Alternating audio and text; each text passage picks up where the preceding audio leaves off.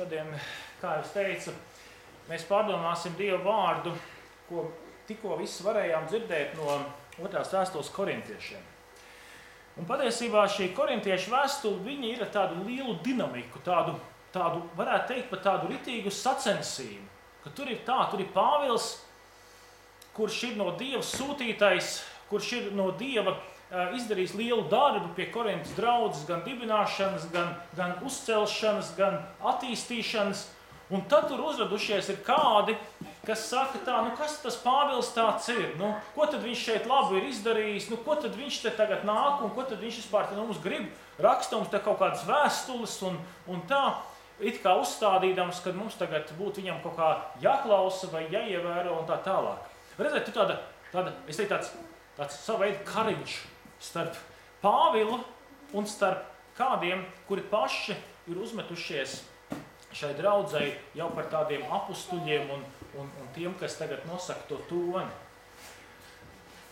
Un tas, par ko Pāvils arī šodien šajā rakstu vietā runā, par to, ka viņš nelepojās tik daudz ar visu to, ko viņš ir izdarījis, kaut kā viņam būtu visas iespējas lepoties. Viņš nelepojās tik daudz ar visām savām atklāsmēm, visām tām gudrībām, ko Dievs viņam ir devis. Kaut gan viņš varētu lepoties, jo tiešām Dievs viņam ir devis gudrību, Dievs viņam ir devis talantu, Dievs viņam ir devis panākumus pie draudžu dibināšanas, attīstības un tā tālāk. Viņš saka, zini, es ar to negribu lielīties. Ja gribu lielīties, es labāk lielīšos savu nespēku. Jo tieši manā nespēkā Dieva spēks varens parādās. Un šeit mums vajadzētu saprast tādu vienu lietu. Apustulis Pāvils neizceļ djēvulību, apustulis Pāvils neizceļ neizdarību, apustulis Pāvils neizceļ un neliela tādus memmes dēliņus, kas neko nevar izdarīt, vai memmes meitiņas, kas arī ir tāds baltrocīts un neko nevar izdarīt, un tad it kā viņas taka, lai tad uz mani nespēka rēķina, tagad Dieva spēks parādās varens. Nē, apustulis Pāvils nerunā par tādu nespēku kā neizdarības nespēku vai grēka nespēku.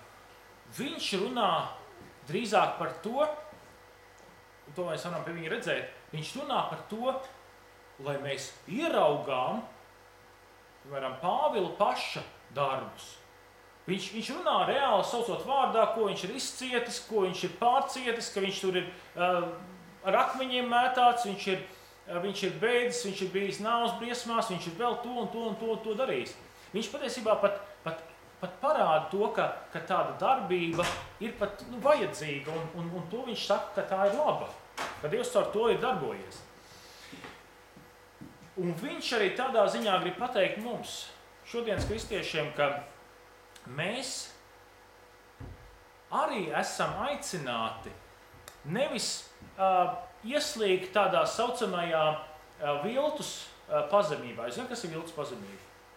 Kā jūs domājat, viltus pazemība? Kā tā varētu izpausties? Es jau neko nevaru, ko tad es? Lai jau citi ir spēcīgāki, citi ir gudrāki, citi ir veiksmīgāki, citi tur ir lielāka dzīves pieredze, vai ko tad es? Es jau te tāds melns maziņš, es jau neko. Tā ir viltus pazemība. Tas būtu apmēram tāpat, kā viens varētu teikt, es esmu pasaulē vispazemīgākais cilvēks. Jūs smaidat, jo tas ir tas pats, ka pateikt kaut ko tik absurdu, ka kāds var pateikt, es esmu pasaulē vispazemīgākais cilvēks, tā ir vislielākā likmības pazīme. Tāpat ir arī par cilvēku, kurš saka, es jau nekas neesmu, man jau nekas nav. Tā patiesībā ir nevis pazemība, bet patiesībā tā ir tā pati nelaime, kas bija Sātanam.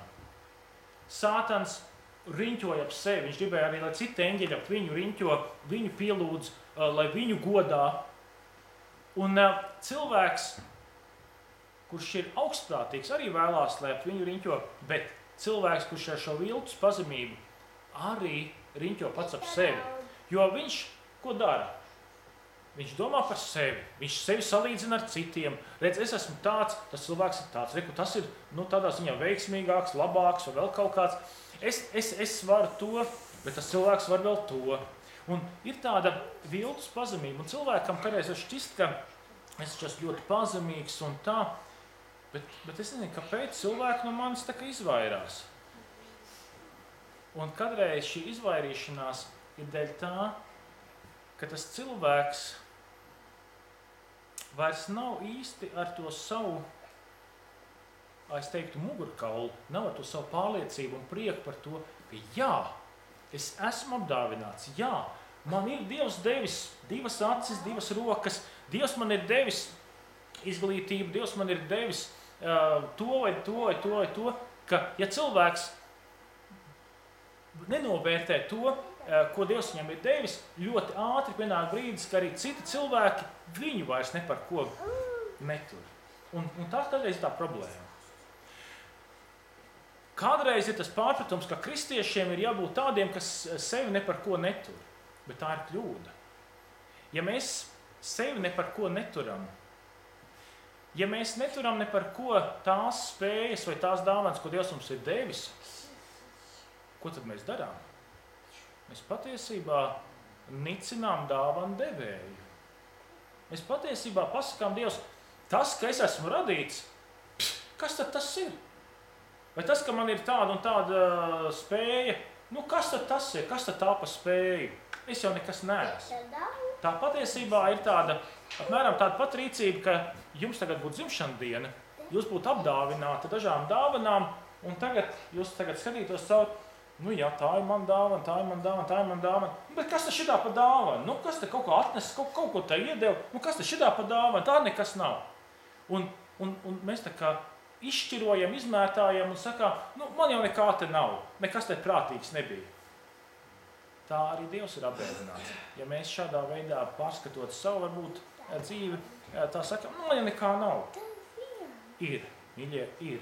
Un Pāvils arī to saka, ka mums tā kristiešiem ir jānovērtē to, kas mums ir.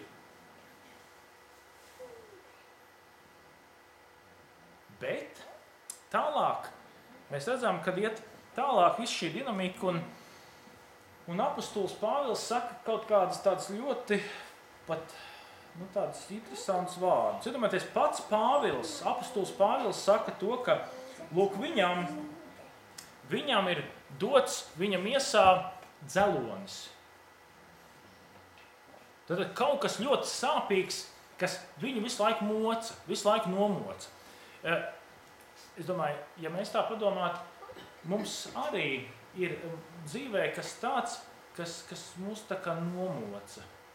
Mēs varbūt esam daudz par to lūguši Dievu, lai Dievs atbrīvo mūs no tā. Kādām, piemēram, tā ir kāda slimība, kur nevar tikt no tās vaļā, un visu laiku viņi ir jācīnās, un tas ir tik grūti, un tas ir tik smagi, un atkal nākās pa vienu un to pašu Dievam lūgt, un atkal pa vienu to pašu. Citam šis dzelonis var būt kāds nepaklausīgs bērns ģimenē. Citi bērni kā bērni, bet viens ir tāds, ka tā kā tāda suņu nagla pakaļā. Tāds, ka nekā. Un visu laiku ir tāds, ka tāds, kas visu laiku rada problēmas. Skolā problēmas, policija problēmas, tur ir problēmas, visur ir problēmas. Kur tik tas bērns aiziet, tur ir problēmas. Kādam citam, tie var būt, es nezinu, kaimiņi, varbūt vēl kaut kāda problēma. Kādam tā var būt kāds viņa paša grēks. Kad vienkārši, ka viņš nevar paiet garām kādu, nezinu, spēļu automātam. Vai vēl kaut kāda cita problēma, kas viņu tā kā tāds suņu naglu visu laiku dursta, un viņš par to šausmīgi pārdzīvo. Viņš ļoti labi zina, ka tas ir galīgi nepareizi un tā, un viņš cīnās šā un cīnās tā, un kaut kā Dievs atstāja. Un Pāvilam Es nezinu, kas bija Pāvilam, šī viņa nagu. Bet šī gadījumā tas dzelonis viņu arī nomocīja. Un tad viņš, protams, savā paļāvībā un visā savā ticībā lūdz Dievu, lai Dievs atbrīvo no šī. Bet interesanti tas, ka Pāvils nāca pie tāda secinājuma. Un tas secinājums ir ļoti tāds interesants, un es domāju, ka mums arī tas būtu ļoti noderīgs, ja mēs šo secinājumu paņemtu kā savai dzīvē. Tas secinājums bija tāds: šis dzelonis manā dzīvē ir dots, lai es nekļūtu augstprātīgs. Jūs zinat es zinu, ka jūs zinat šo čigāna lielāko lāstu, ko viņš tā kā varētu kādam novēlēt. Kaut tu lepns paliktu. Tas ir tiešām lielākais lāsts. Jo arī Salamans ir teicis to, ka cilvēka sirds pirms bojā ejas kļūst lepna, kļūst augstprātīga. Un šī gadījumā Dievs mūs mīl. Un tieši tāpēc, ka viņš mūs mīl, viņš mums grib pasargāt no augstprātības. Jo tajā brīdī, kad mēs kļūstam augstprātīgi, tajā brīdī mums vairs nav Kristus vajadzīgs. Tajā brīdī mēs kļūstam pašpietiekami. Mēs kļūstam pārlieku, vai nu pareizi, vai nu pārāk. Iedomājamies, mēs esam tagad svēti, vai liekas, ka jau ir tagad spārniņi izdīguši, jau drīz jau varēšu jau tā kā eņģelītis būt, vai vēl kaut kā, bet augstprātība ir briesmīgākais, kas pie cilvēku var notikt. Un tāpēc kādreiz Dievs saglabā kaut ko tādu manā dzīvē, kas rada kaunu. Jau paša acīs kaunu, un arī citu acīs varēs kaunu. Bet tas nav tāpēc, ka Dievs nebūtu spēcīgs paņemt nost to, vai izmainīt to, kas ir tas kauns. Bet viņš to saglabā kādreiz dēļ tā, lai es nekļūtu iedomīgs. Un Pāvils par to runā, ka, lai es nekļūtu iedomīgs, man ir dots šis dzelonis. Ja mēs skatāmies vēl vienu solīt tālāk, apostols Pāvils saka tā, ka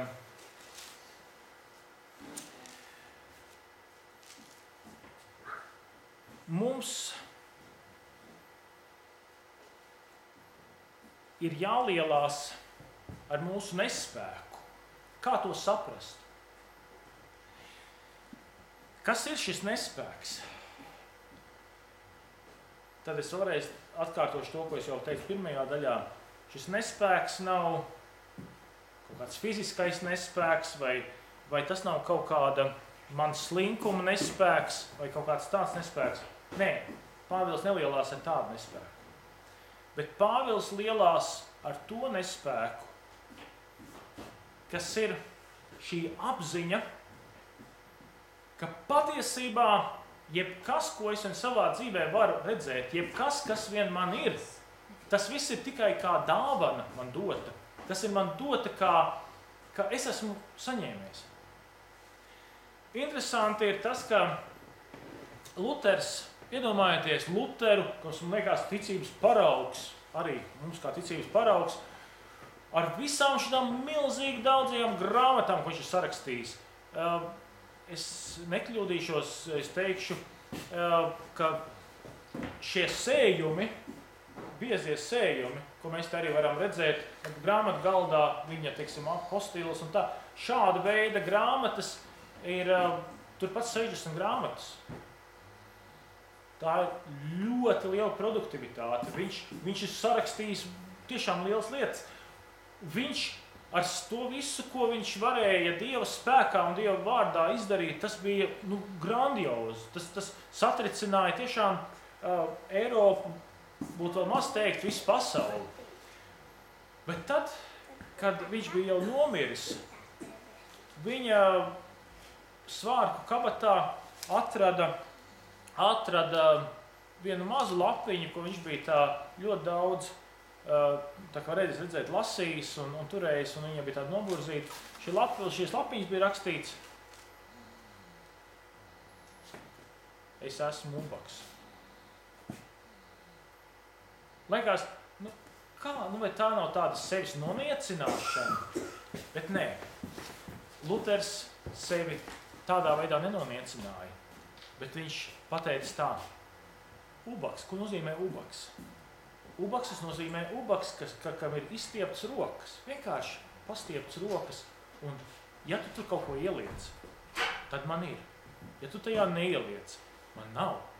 Un šī gadījumā tik tiešām dzīvot no šīs apziņas, ka Dievs, tu esi visa devējs, tu esi mans piepildītājs, tu esi tas, kas dod savam bērnam nepārmestams, un tu dod to, kas ir vajadzīgs.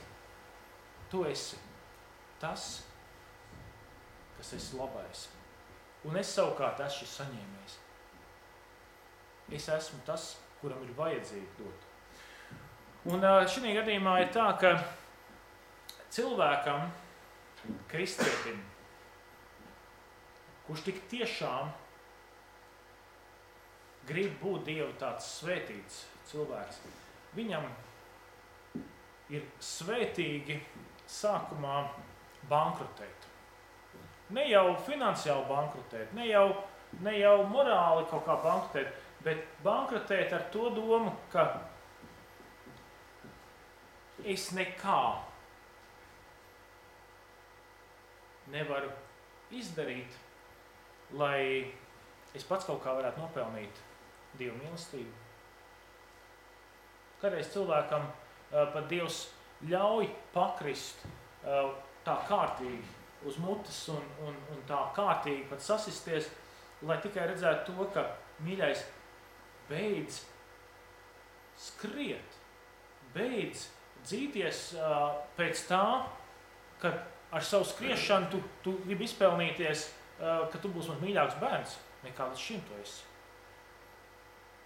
Kādreiz Dievs noliek tādus pat dedzīgus kristiešus pie vietas tikai tāpēc, lai šie dedzīgie kristieši neiedomātos, ka viņi ar savu skriešanu ir kaut kā izpelnījušies Dieva mīlestību un žēlstību. Kādreiz šādiem kristiešiem Dievs arī ļauj pat piedzīvot, ka ne no manas skriešanas, bet viss no Dieva žēlstības.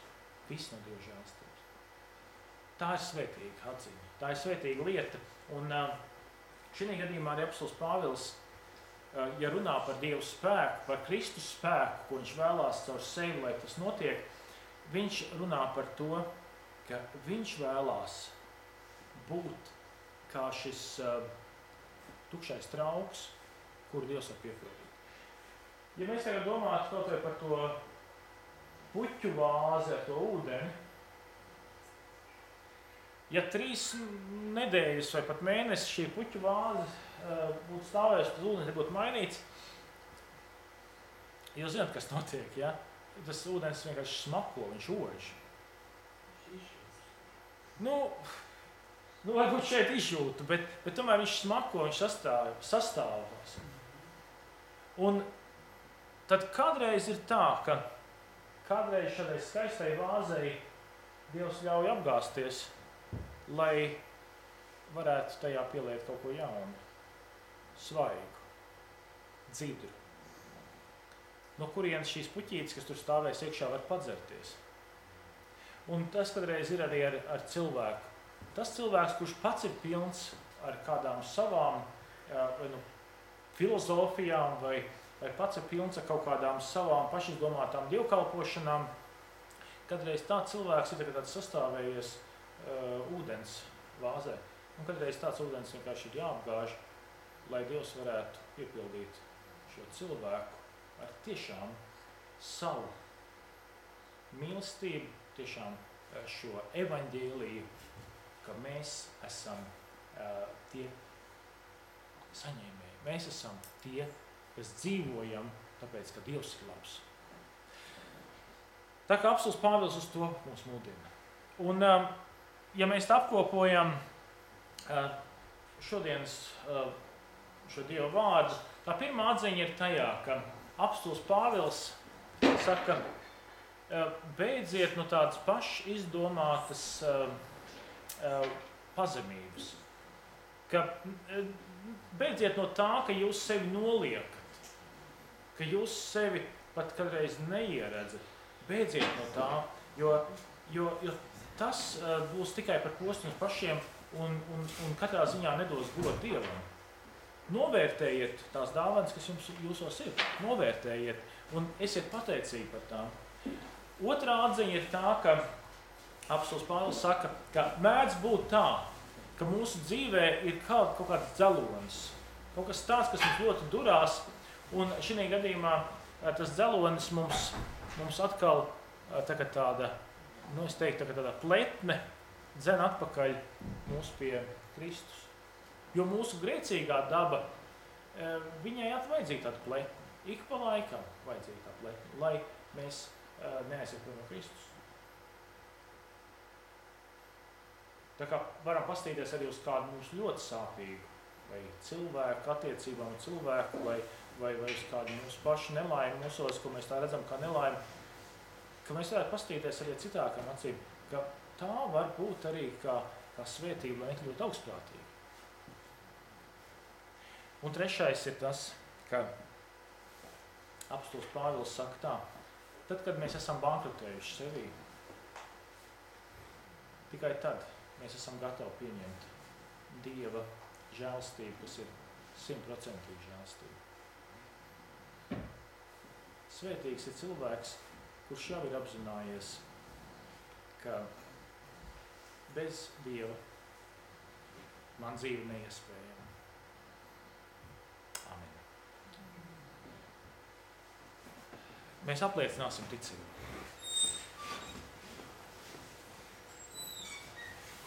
Es ticu uz Dievu Tēvu, visu valdītāju, debesu un zemes radītāju, un uz Jēzu Kristu, Dievu vienpiedzimušo dēlu, mūsu kungu, kas ieņems no svētā gara, piedzimis no jaunavas Marijas, cieta zem Poncija Pilāta, krustā sists, nomiris, atrasts, nokāpis ellē, trešajā dienā augšām cēlies no mirušajiem, uzkāpis debesīs, sēdies pie Dieva, visu valdītāju Tēva labās rokas, no kurienes viņš atnāks tiesāt dzīvos un mirušos. Es ticu uz svēto garu, vienu svētu kristīgu baznīcu, svēto sadraudzi, grēku piedošanu, miesas augšām celšanos un mūžīgo dzīvošanu.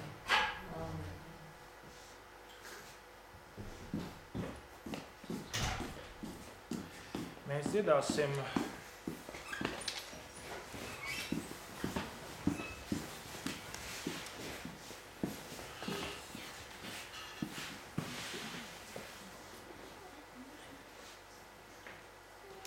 Divsimt 33. dziesmu, 233.